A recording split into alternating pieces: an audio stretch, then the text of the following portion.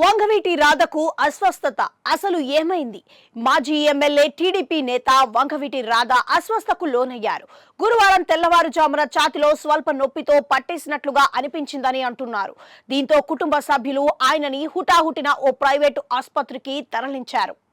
ఈ సమయంలో టెస్టులు చేసిన డాక్టర్లు రిపోర్ట్స్ అన్ని నార్మల్ గా ఉన్నాయని తెలిపారు. గ్యాస్ సమస్య వల్ల ఇబ్బంది పడినట్లుగా నిర్ధారణకు వచ్చారని తెలుస్తోంది.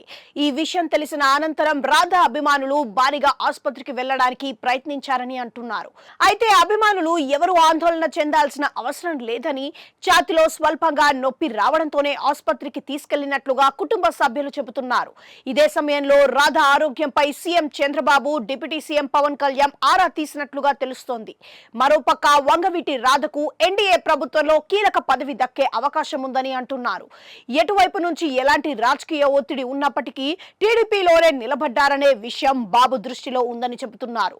ఎన్నికల్లో చురుగ్గా ప్రచారం చేసిన ఆయనకు త్వరలోనే కీలక పదవి ప్రకటించే అవకాశం ఉందని చెబుతున్నారు.